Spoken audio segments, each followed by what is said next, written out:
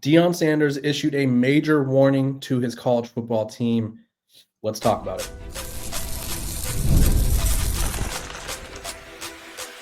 You are Locked On Buffs, your daily podcast on the Colorado Buffaloes, part of the Locked On Podcast Network, your team every day. Welcome to Locked On Buffs. I'm your host, Kevin Borba. Joining me today is former Colorado outside linebacker, edge rusher, Jordan Domineck. We are going to be talking about all things Colorado football, all things Deion Sanders today, but I need to thank all of you guys for making me your first listen of the day. We're free and available wherever you get your podcasts. So make sure to like, subscribe, and follow because we have some exciting news coming up, and we'll get to it at the end of the show. But Jordan, we got the full Deion Sanders experience in the recent well-off video, and I'm just going to share it so that way everyone, we can experience it together. I think it's very representative of the Deion Sanders experience, and I mean, who better to tell us than you? So here we go.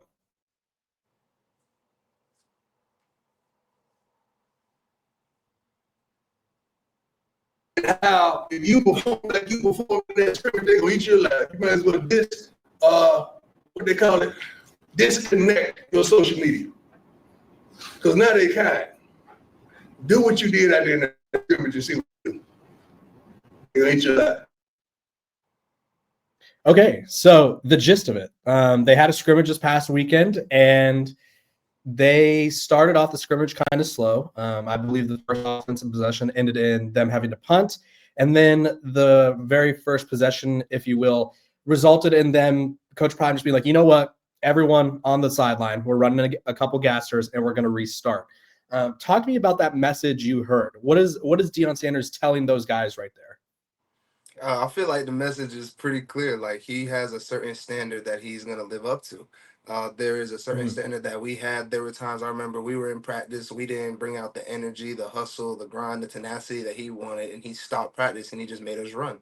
That's something that honestly any good coach will do if they don't like the up tempo of the practice, because he understands what it takes, especially coming this close to game time. They're in the near end of camp. It's one of the last scrimmages that they're going to have before their first game going against Georgia Tech.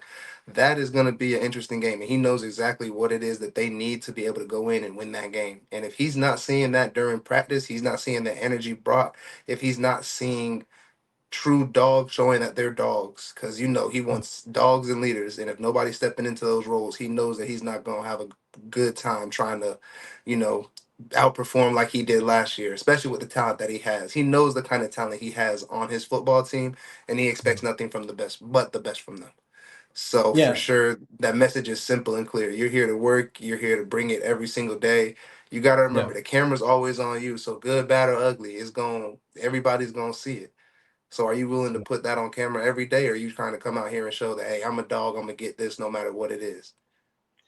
Yeah, and I think the thing that stood out to me, obviously, too, is the one thing I've learned about Deion Sanders from afar is how in touch he is with like social media. Like I don't think he's out here like following the TikTok trends or anything, but I do think he understands the ins and outs of social media. And so we'll flash back to your year at Colorado, and we're gonna talk about the brightest moment and then obviously the little fall there. But I think that's a good insight for the listener and or viewer, because you guys started, I think it was 3-0. You beat TCU on the road. They were ranked at the time, coming off finishing second in college football from the year prior. You beat Colorado State in a rivalry game, and you beat someone else. They're slipping my mind. But Nebraska. You beat a rival, of course. You blow them out. Yeah. You blow out a rival. You beat another rival, and you guys are on top of the world, right? And then you guys ended up losing, I think it was like 7 out of your last 8 games or whatever it was, right? And so talk to me about when Deion Sanders says you better deactivate your social media, right? Talk to me about, 1, how much attention Colorado players get on social media, and 2, how prevalent that message is. So the message is definitely prevalent. Like, if you honestly cannot handle the heat, if you are not able to, I feel like he approaches that for a multitude of different layers. So for me as an athlete, whenever I would deactivate my account or my social media I would decide, hey, it's time, I need to lock in. Let me go focus on straight football, straight academics, or whatever. If I'm in camp, I would deactivate my social media account and just be like, let me lock on straight football. Like, that's all I would do. Another thing is, there's a lot, like all eyes are on Colorado. So you're going to get all kinds of media across your page, and it's going to be directed at you. It might be directed at your teammates. It might be directed at your coaches. You never know who it could be directed at, or it'll probably say it. At the end of the day, like you can't let that affect you, and letting the outside world affect you, especially on social media, has been such a huge thing nowadays that it's, I believe he's telling them get off of social media. So you lock into football. That's the main thing. That's your goal right now. That's where you want to be at. That's what you want to do with your career. If that is what you want to do with your career. If not, you're still on the team. You're there to play. You came there for a reason. Social media has nothing to do with it. Right. You don't be talking on social media if you can't back it up. Right. He's the first person to tell you that he'll talk his stuff and he's gonna back it up. And he wants people with that light mentality. But if you're not showing it on film every single day, that means you're not backing it up. So if you're not out there, working as hard as you can, showing the energy, the tenacity, not being a reason that the whole practice restarts off of gassers, then at the end of the day, like he'll allow you to be on social media. Not allow you because it's your own social media, but there are tips and ways for athletes to stay more in tuned and more focused on that football field instead of being on social media. So I feel like it's very prevalent, especially during camp when they're competing for those starting spots to see who's going to be out there first, who are going to be the first 22 to step on that field against Georgia Tech. Yep. What's going to happen? Like, who are they bringing out? They're in a camp right now. They're competing. They're fighting for a roster spot. The best way to do that is to lock solely in on your position. Understand your assignments. Understand everything that you need. And Coach Prime knows that. Like, social media is really just, you'll get your exposure. You'll get your social media exposure. They have cameras everywhere. Bucky does a great job of going around. You see it. Well Off Media does a great job of going around. Darius, they all do a great job of going around, getting content, getting media footage, showing the world exactly who's there, who's not. And they show in their videos who the people that are working, and you don't really see the people that aren't, like you might see Yeah. them, but they're more, you know, Off to the side. yeah, like you get more of a spotlight and exposure when you're actually doing the right things, and that's every aspect of it. So at the end of the day, like there's only so much you can do on social media that could really help you. Like obviously endorsements and the new NIL prerogative, you can do a lot on social media, but when it's time for football, it's time for football. Those endorsements and everything like that isn't coming from social media if you're not performing on the field. And Coach Prime knows that. That's why he says you look good, you feel good, you play good, they pay good. Like it coincides. It's a straight shot. Like you have to play good for them to pay good. That's all it is to it.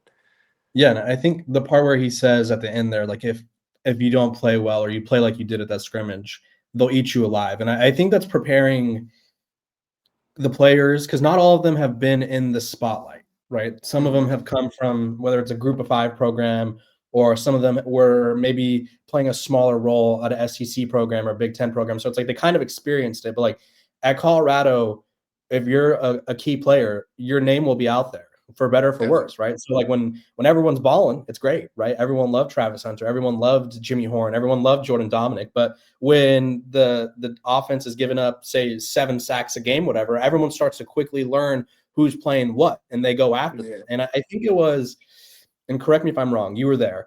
I think it was after the Stanford loss for you guys, where Deion Sanders is up on stage, and he said a warning about social media, like, be ready for the hate or something, right? Because they're going to come after you. Because obviously that was a tough loss, right? And I think he understands, like, although Colorado has a massive platform, like I was looking it up before the show, they have 1 million followers on Instagram. They have 300,000 followers on Twitter. They have, I think, 400,000 on TikTok, right? That's 1.7 or 1.8 million followers across social media platforms.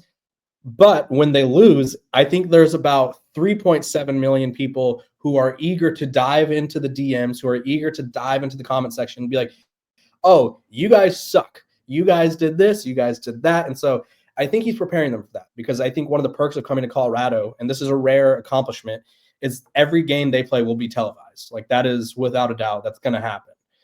But with all those eyes on you, that means there's critics, and you can't be soft to the critics if you're not or living up to his standard. Would you agree with that?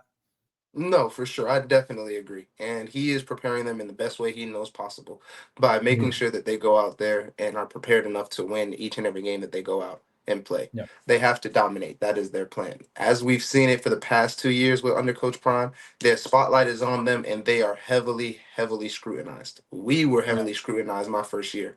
Those first 3 games, we were riding the high of our lives, but we went down to Oregon, we lost, and we saw how quickly that love can turn to hate. You know, sugar Mhm. and salt look the same, and I'm telling you, it'll flip so quick on it. Like it's crazy to me. But I feel like they definitely have the right mindset and mentality to go into these games, especially when dealing with these social media platforms.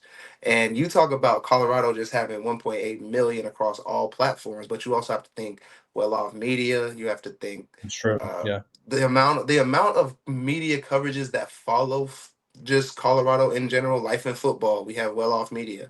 You know, we have Bucky. We have just so many things that surround Colorado that is more Yeah. 2.5, 3 million followers, Mhm. Right. almost 4, and it's so much more exposure than people really give them credit for. Because if you Mhm. look at just the media outlets in general, everything for the past 2 years has been Colorado bus, Colorado bus, Colorado bus, and I love it. Coming there Mhm. for a year and I did my due. I feel like I played pretty well over there. I feel like we did pretty well despite having those tough 7 out of 8 losses. All the losses came within a touchdown, aside from Mhm. 2 games, and that was Oregon and Wazoo. Yeah. And that was when we were playing the Cam Ward, the number 1 draft pick at that point in time. And Little him and did we Shador know, were though. going back and forth. Little did we know. But you never know who you're going to play. You never know who you're going to go up against. And there's no Mhm. excuse. We should have won all of our games out. That's how we're supposed to do it. But Mhm. Coach Prime understood that, and from year 1 to year 2, you saw a huge transition. You saw a huge improvement. You saw a huge talent across the board. You saw a more cohesive, more mentality that he wanted kind of team. Mhm. And I'm thinking that he's doing the same thing from year 2 to year 3, and showing that through telling them to get off social media, showing that through if you're not doing this very well, we're just going to stop, we're going to run, and we're going to restart, we're going to do it again, because I need to see the kind of mentality that's going to go out there, that's going to get us out there to win on Saturdays. Like, there is not oh, you can try to lollygag it and do whatever, and you think you have all the talent in the world, and you have all this hype coming from social media. Oh, you guys are the best, you guys are great because you made a great play in practice. No, it's not the same once you get into the game. And a lot of people get that shock, that culture shock of going from a G5 program or going from a high school program to going to a stadium filled with 50, 60, 70,000 people. It's different. Yeah. And a lot of people don't understand that spotlight. And he's trying to prepare them in the biggest way possible. Even more so with people online watching, like watching TVs, watching the streaming services. Yeah. It's millions of people that have eyes on you.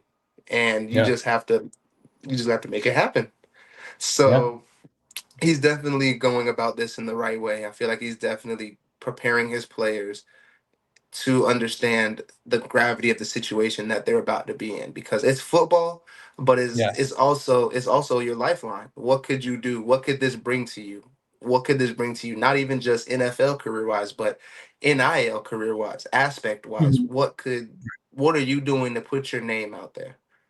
Yeah. And Playing a Folsom Field isn't it's not like I'll use my high school, for example. It's not like playing at Turlock High School when we're playing Pittman. And it's like, okay, cool. The Harvest Bowl is happening. There's 5,000 people. It's like, yeah, okay, cool. Georgia Tech's in town. The stadium's sold out. It's 70K people, and they're all screaming, right? It's a very yeah. big difference. And I think that takes a lot of preparation, which I think Jordan hit on a little bit. But we're going to dive more into I guess, the difficulties and the challenges of preparing for a team. But first, quick break.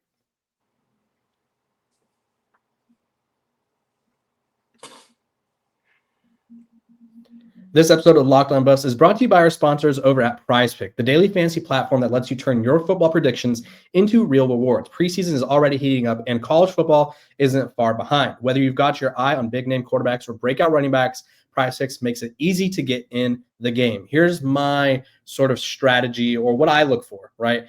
Quarterbacks that I think may struggle against a really good team, go over that interception tab. There's a lot of interceptions thrown in college football. So they also have this really cool flex option where it's a total game changer. Even when one of your picks misses, you still can double your money. PrizePicks puts their members first, so all withdrawals are fast, safe, and secure. Download the PrizePicks app today and use code LOCKEDONCollege to get $50 in lineups after you play your first $5 lineup. That's code LOCKEDONCollege, to get $50 in lineups after your first $5 play. PrizePicks, run your game.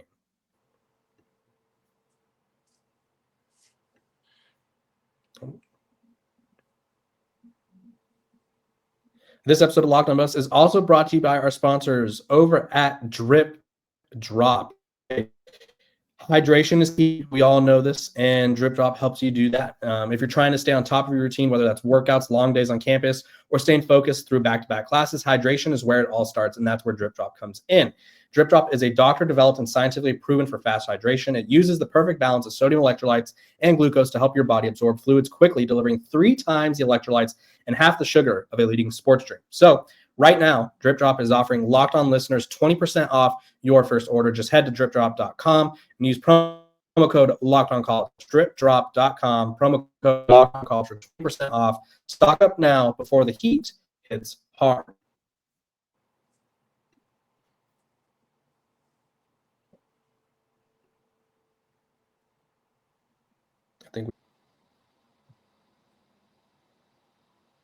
Welcome back to Locked On Buffs. Appreciate you guys for tuning in every single day, making me your first listen of the day. We're free and available wherever you get your podcast. So make sure to like, subscribe, and follow so you don't miss out on a moment of the coverage. Let's talk preparing. Okay. Colorado and just about every team in the college football, NFL, whatever, for the past 3-4 months, they've been hitting each other, right? You go head to head with the same 5 guys every single day.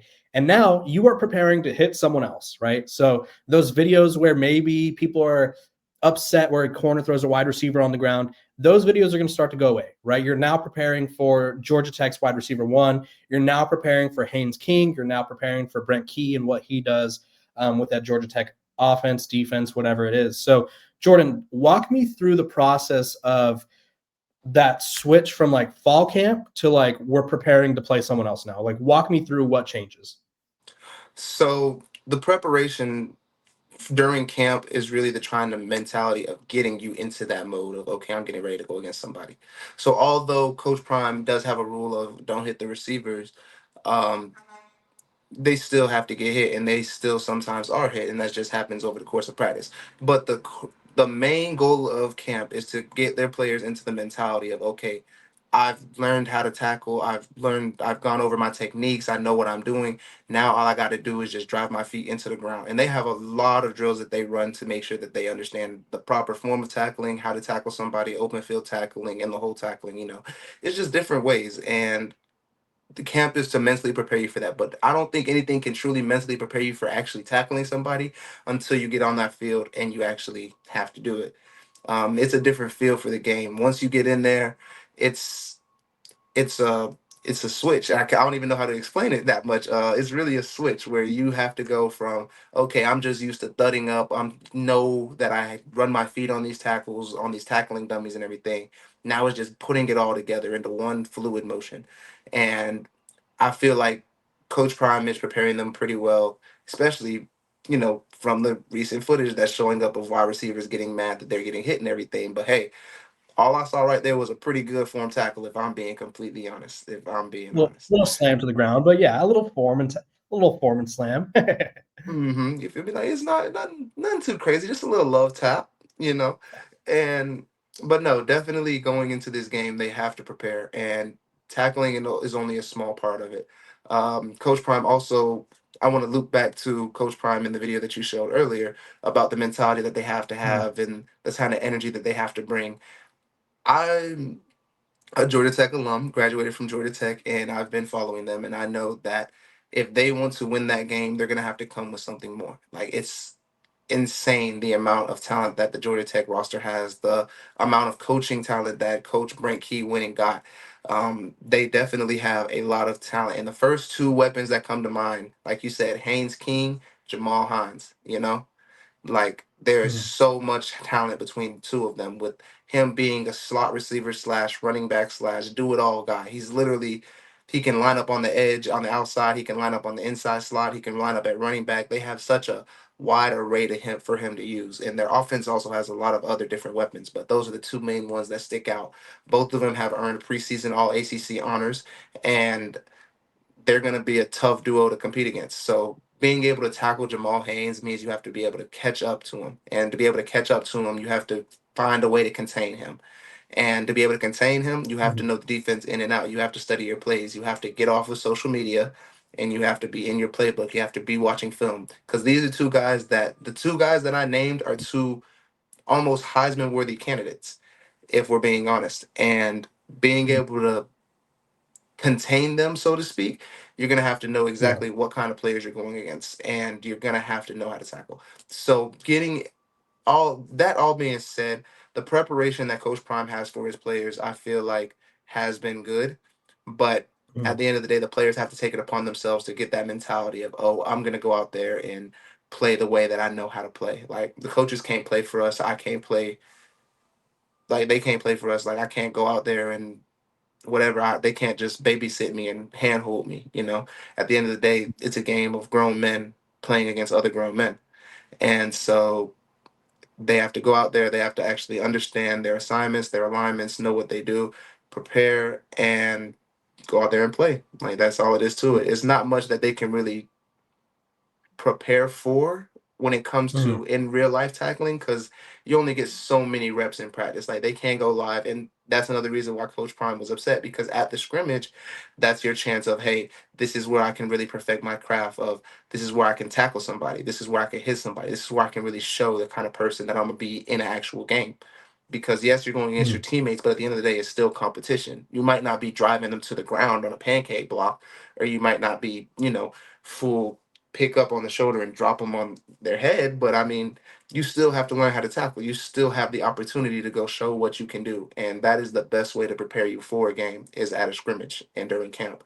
And so I believe they have one more scrimmage before the Georgia Tech game. I I think believe they they might do. they might have one. They They might have have. one more week, so That's what I'm this could saying. be the So I final know week. they'll probably have one more scrimmage or something similar to a scrimmage. Mhm. And that'll be their last chance to really show Coach Prime, hey, this is the kind of player that I can be. And the energy there has to be up. The preparedness has to be up. The mentality of, I'm ready for this next week against Georgia Tech, has to be there. Or Yeah. else he knows he's going to have his work cut out for him. Yeah, and I think the one thing about preparation that really is important is, like, obviously there's a difference between being prepared at practice and getting into that game scenario. And I mean, you know this as well as me. But we are now getting to the point where it's no longer like, okay, Jordan, you messed up. Like, we'll just run it back. It's like, Jordan, you messed up, but we cannot count on you now. You are now out of the lineup. Like, that's how Yeah. high the stakes are. It is no longer just like, and you talked about holding their hands.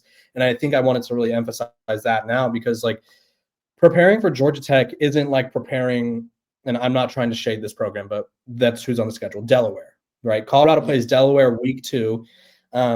Imagine, like, I would say most programs would rather have those games flipped, where it's like you play the G5 FC. Well, they're G5 program, but you play the FCS sort of G5 program first. So it's like you ease into it, right? You're not going to ease into it Georgia Tech, because I think one of the things that Deion Sanders said, and I cut this off in the video, but it was because the video would have been too long. But he said, if you guys perform like that, you'd be down 14-0, right? Yeah. That's how slow you started, right? And I think that's the mindset that he's trying to get them into, is like, we are no longer at the point where I could just blow the whistle and like magically the clock goes from 10:59 to like 12 or 8:59 or whatever. Like Yeah. there is no saving you guys anymore, right? We can no longer just restart things and be like, okay, well, the quarterbacks, they were under a little pressure there, right? It is now do or die. And that seems a little intense, but when you're at Colorado, I think the pressure is as high as any program in the country, because I think Colorado is probably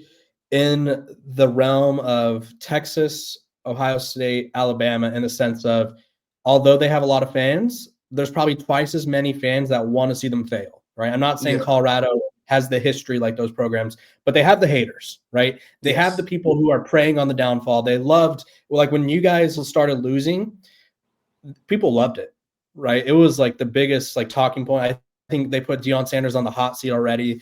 They put Yeah. Shador Sanders, it was because he came from the FCS level. Travis Hunter, like, well, he wasn't that good. Like, it was everything you can imagine. All of those storylines come out. So you have to be ready for week one. And I think there's this common, like, little, I forgot who first said it, but stay ready so you don't have to get ready. That is sort of the mentality that That you was need to have. Gilly. I Right? remember that was. I believe that was Gilly. Gilly, yeah. Yeah. So stay ready so you don't have to get ready. And I think that's sort of a really, I think when Gilly, I mean, he comes around with those ginormous hats. I don't know how people could take him seriously all the time, but he does say some really profound things. And I think that's the interesting part. So stay prepared. And I mean, Georgia Tech's coming. Anything else before we dive into the keys? Yeah, that's honestly all I can say. Georgia Tech is definitely going to come in, and just to emphasize exactly why Coach Prime says they were down 14-0, this is the same Georgia Tech team that took Georgia to 6 overtimes last year. Yeah. They still have most of the same weapons coming back. So these guys are no slouches. They have a lot of players, and they have the same amount of talent as Colorado. They were in the Mhm. running for ACC. They could have been in the playoffs last year and made a pretty good run if they had made it there. But this is a team that's going to Yeah. be at the top of the ACC this next year, and this is a team that if they want to prepare and if they want to succeed in this game, they're going to have to be prepared to go all out. Like they have to go, they have to show a different kind of energy that they've been showing so far in camp. And Coach Prime knows this. Like that's the Yeah. main reason why he's being so, adamant about this is the energy I need. This is the kind of thing because, like you said, there is no saving them anymore. Right. And Georgia Tech, they're a good team. And we're going to talk about the keys to beating and or getting ready for the Yellow Jackets.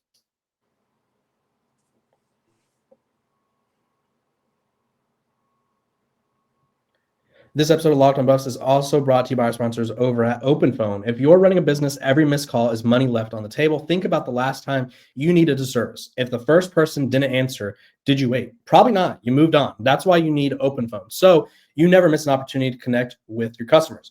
OpenPhone is a #1 business phone system designed to streamline and scale your customer communications. Do you juggle 2 phones just to keep the business and personal calls separate? OpenPhone, solve that instantly. So see why over 60,000 businesses trust OpenPhone. They're offering Locked On listeners 20% off your first 6 months at openphone.com/lockedoncollege. That's OpenPhone.com/lockedoncollege. They'll even port over your existing numbers for free. OpenPhone. No missed calls, no missed customers.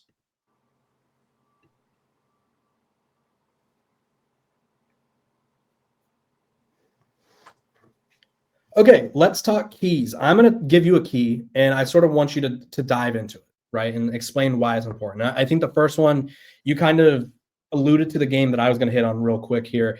They took Georgia to 6 overtimes, right? And I think I think Haynes King got a little banged up. He finished out the game, but he was obviously hurting because he ran the ball, I think, like 30 times. But had he not got banged up, I think they win that game. But the thing that stood out to me the most was their physicality in the trenches. Talk to me. I mean, if you could go toe-to-toe with Georgia physically, like you have the ability to shove anyone around. So talk to me about how important it is for Colorado to stay physical and not get pushed back in the trenches. So definitely, Coach Brent Key is an amazing coach. He was always an offensive line coach, and now he's the head coach of Georgia Tech football. While his tenure was at Georgia Tech, I could honestly say there was an improvement in the mentality of the offensive lineman from the year before to the year that he had. And I feel like he just brought that mentality of being mean, nitty, and gritty in the trenches up to the entire team for them. So the physicality aspect of Georgia Tech against that Georgia game was just the beginning.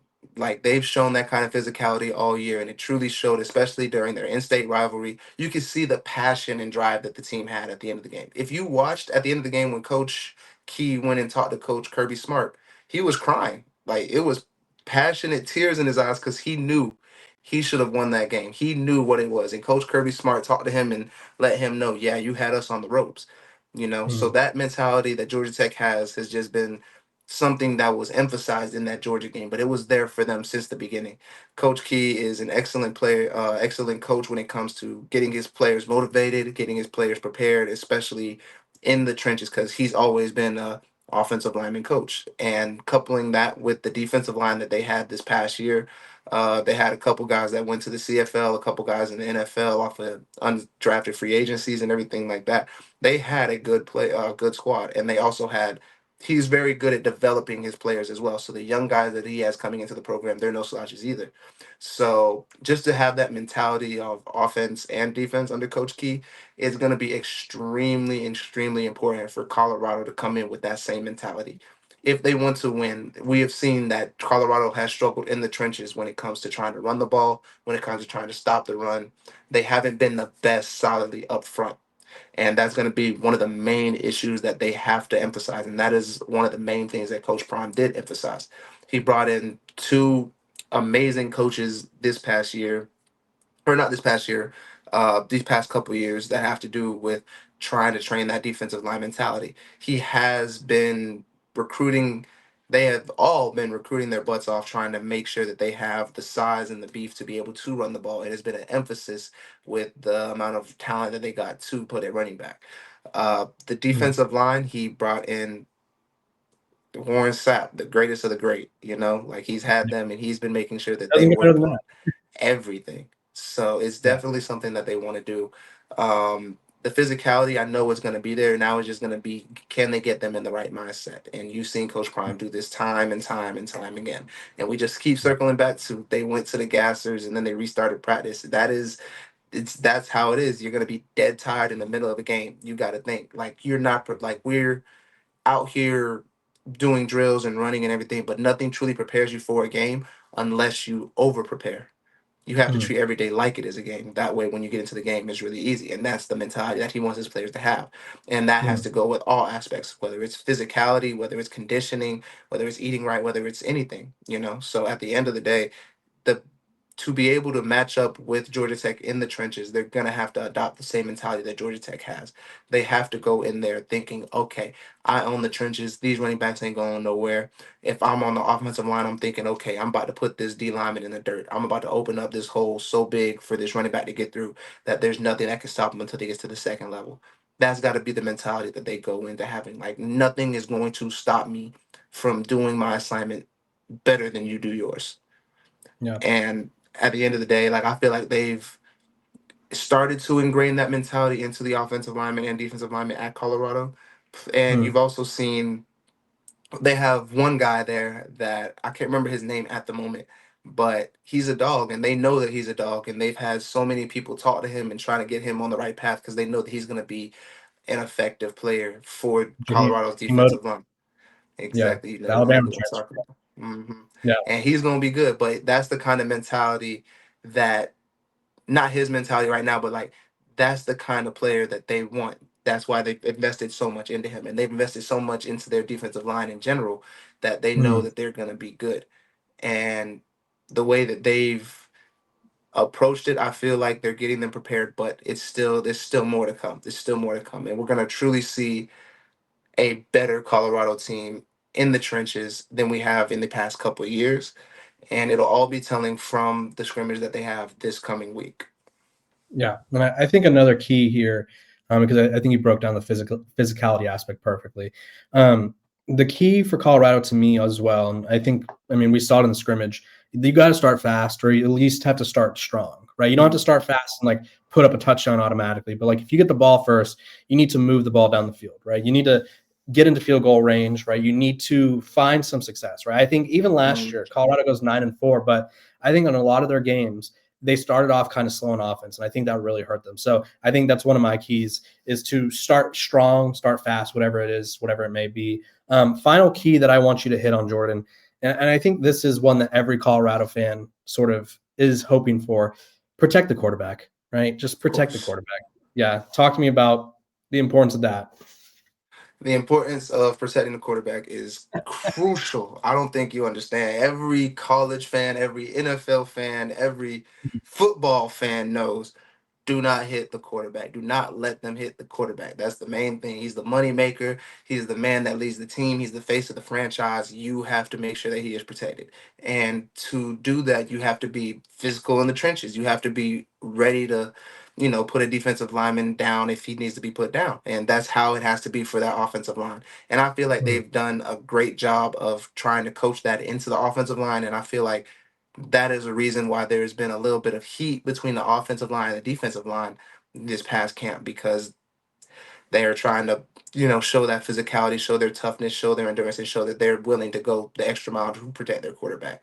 We don't know who's the quarterback going to be starting just yet, because they still have one more week of, camp and scrimmages. And I like we were talking about last time, I like Juju, you like Mhm. Slater. So, I mean, we're going to see what happens. And I can't wait to see what happens. But either way, whichever quarterback is back there, they have to feel protected in that pocket. They have to get enough time to be able to pass the ball. They have to have a good run game, just so that the quarterback isn't doing it all like Shador was for that first year. Yeah, and They have to I have think running backs that can hit the holes, that know how to read an offensive line, and they need, like, it's back to this again. They need an offensive line with that physical mentality of, I'm going to do my job better than you do yours. They need yeah. an offensive line that can show, hey, I can run block, I can pass block, I can do it all. But whoever is Mhm. behind me, just know I got your back, Yeah, and and you I gonna think make, like, we gonna get it on the field. But yeah, that's why I'm riding with Caden Salter. I think Salter's he's fast, he can move. So I think he like Salter. erases a little bit of the pressure on the offensive line, and that's why I don't want to rehash it, because I think we'll find out very soon. I think Caden Salter is going to be the guy, though. I think Julian Lewis will play eventually, but I'm riding with Salter. Jordan, appreciate you for hopping on, and for those of you that love Jordan so much, like we all do over here at Locked On Buffs, he's going to be joining us every Monday after Colorado's games, right? So we're going to dive into what happened, what went wrong, and we're also going to be releasing a little Buffs film breakdown where Jordan's going to dive into the X's and O's, and it's going to be really cool. So you guys won't want to miss it. I'm Kevin Borba. That's Jordan Domineck. We appreciate you guys for tuning in to Locked On Buffs, and I will see you guys tomorrow. Hope all of you have a great day.